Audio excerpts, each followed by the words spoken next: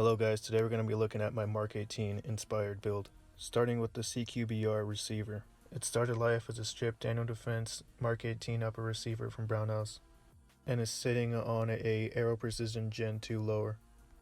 Many of you guys will already know what many of these parts are, but for the ones who don't, I will have a complete build list in the description.